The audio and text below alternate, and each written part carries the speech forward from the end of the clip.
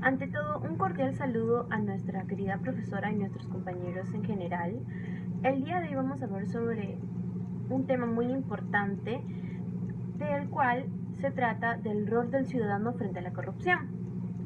Quienes han elaborado este trabajo son Alejandro Castillo, Rodrigo Gino, Vázquez Norabuena, Jaime Imanol, Gaona Vega, Kevin Rafael y quienes habla Santos Ramírez Luanami.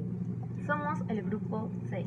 Bien, nuestra tesis preliminar viene a ser de que frente a la corrupción en el ámbito académico, los ciudadanos deben crear proyectos, reuniones, charlas y además cuando se presente con el fin de inculcar a estos la consecuencia que trae la corrupción. Es mejor vivir en una cultura eh, donde está la honestidad con la justicia y la sociedad civil para trabajar, para así poder trabajar juntos de la mano y así para no dañar la moral tanto de nosotros mismos como también la integridad de las universidades y por ende a todo el país. Bien, un ejemplo claro sería de que un alumno, eh, cuando presencie uno de estos actos corruptos, de inmediatamente divulgue y alerte a las autoridades posibles para que puedan poner en alto este acto de corrupción. Bien, ahora, ¿qué es la corrupción en el ámbito académico? Según Díaz Martínez en el 2014, señala que también es conocido como fraude académico. Es cualquier comportamiento intencional que busque un beneficio académico, económico, afectivo o de cualquier otra índole que vaya en contra de los principios éticos de las instituciones educativas y en consecuencia de la sociedad. Es un fenómeno que altera el aprendizaje y desempeño académico, el proceso de la evaluación, las relaciones entre profesor, alumno y alumno con alumno, así como la integridad de las instituciones y por lo tanto la formación en valores personales y grupales. En ese sentido, la deshonestidad académica es una conducta anómada que tiene que ver con la violación de las normas y deberían ser compartidas por los alumnos y profesores. Bien, ahora, ¿cuáles son las consecuencias de la corrupción en el ámbito académico? Bien, según Sañuda y, y Palivka, en el 2018, señala que algunos alumnos encontraron una relación entre la deshonestidad académica y la situación del país.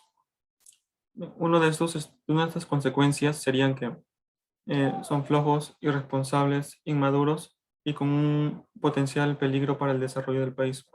Hacen un peor daño tanto como a ellos mismos y también al país. Son un problema para la industria. Están pasando sin ningún esfuerzo las evaluaciones, tanto evaluaciones como trabajos, tareas, proyectos.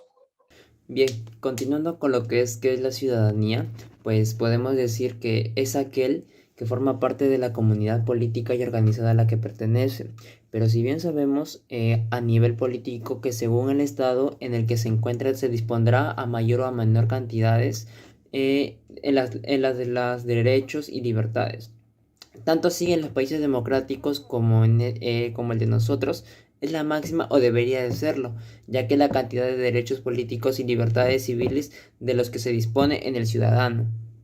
Por otra parte, también tenemos que sobre el qué es la ciudadanía o qué es el ciudadano, ¿no? Señala distinguir que el ciudadano en sentido amplio en sentido restringido lo que exige delimitar los estratos sociopolíticos integrados por ambos tipos de ciudadanos, por así decirlo.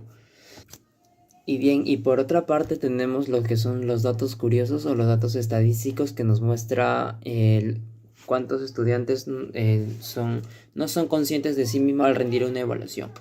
Se podría decir a continuación que es común observar que prevalezcan deficiencias en los indicadores educativos fundamentales, ¿no? Como los cuales estamos relacionados con el acceso de la equidad y de género o en el logro académico. Entre los múltiples factores que contribuirán a explicar estos resultados son los siguientes, ¿no? Mediante estos cuadros estadísticos que podemos observar, le podemos hacer la siguiente pregunta. ¿Y tú copiaste en el examen en la escuela, universidad?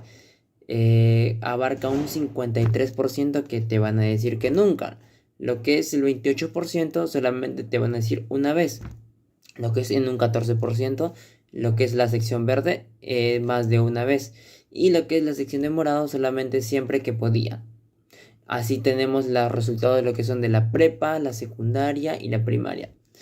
Por otra parte, tenemos otro dato estadístico donde la trampa no es común, pero yo he hecho trampa, ¿no? Por así decirlo.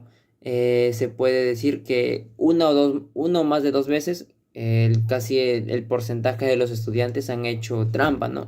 Que equivale, por así decirlo, un 22%.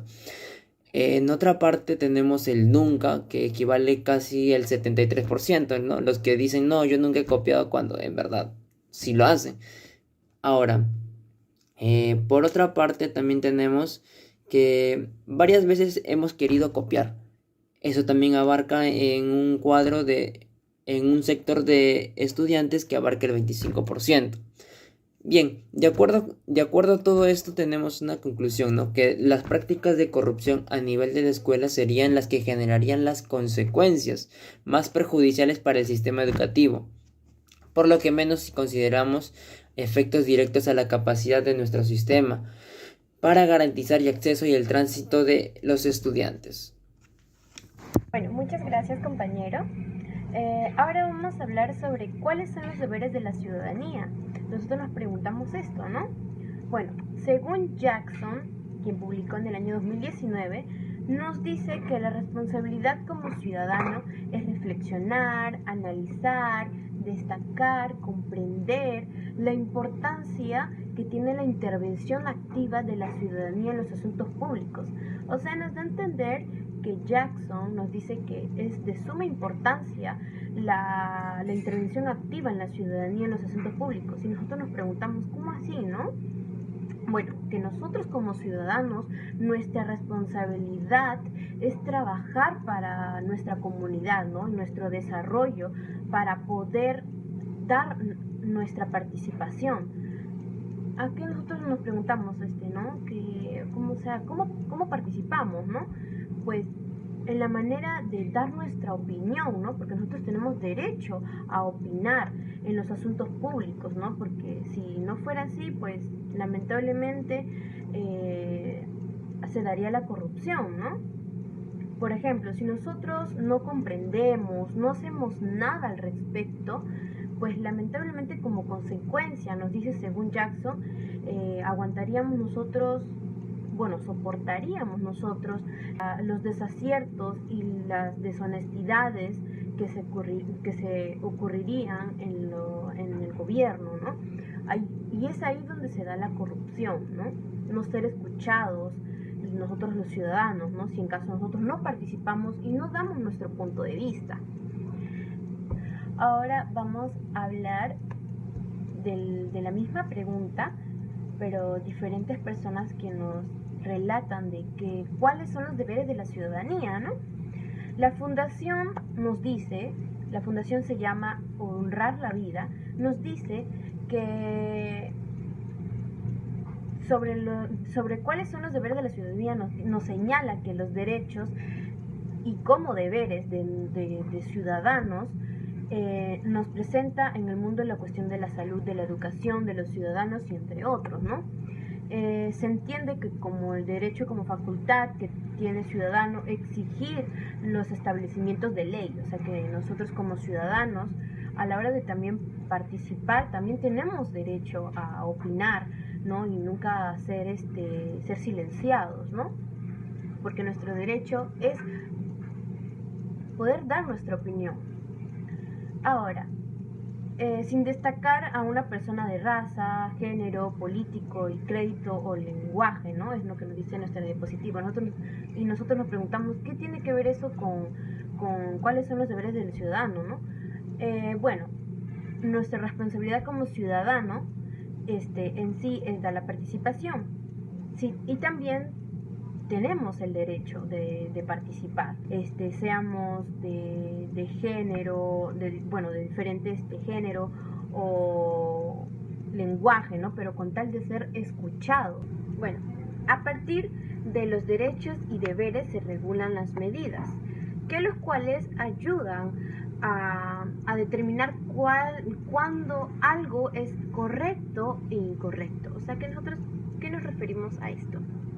Bueno, bien claro nos dice que cuando nosotros los ciudadanos, nuestro gobernante nos dice, nos comunica algo, nosotros como ciudadanos también tenemos derecho a opinar, ¿no? Tiene también algo que ver con el derecho. Y pues bueno, claramente como estoy explicando, de que nosotros, gracias a eso, nos ayudan a determinar algo que es correcto e incorrecto. Y nosotros como ciudadanos, nuestro deber es opinar o hacer algo al respecto si en algo no nos parece correcto o incorrecto, ¿no? Siguiendo con las preguntas, pasamos a cuál es el rol del ciudadano frente a la corrupción en el ámbito académico. Según Castro Martínez y González Lorenzo, en el 2019, sobre el rol del ciudadano frente a la corrupción en el ámbito académico, alertar y divulgar sobre estas prácticas corruptas entre los académicos e incluir el tema en programas de estudio debe ser el objeto principal de la preparación profesional para prevenir la corrupción académica que se manifiesta en los resultados que se establecen entre autores y editoriales espurias. Exigir calidad en las publicaciones científicas permitiría que se limiten las oportunidades de aceptar publicaciones de dudosa reputación por los claustros académicos y a la vez que se incrementen los riesgos de sanciones a quienes busquen créditos con publicaciones depredadoras, para de esta manera potenciar un efectivo control institucional y social e impedir que se naturalicen esas manifestaciones de corrupción en contextos científicos. Pasando a la respuesta número 2, tenemos que según Paola Alejandra, María Victoria, Jorge Alberto, Julio César y Valeria sobre el rol de la ciudadanía frente a la corrupción en el ámbito académico es fomentar una cultura de honestidad. Para vivir en ella, la justicia y la sociedad civil deben trabajar de la mano. Necesitan ciudadanos que en su vida diaria actúen de manera ética, denunciando y combatiendo la corrupción donde se encuentren. Muchas gracias.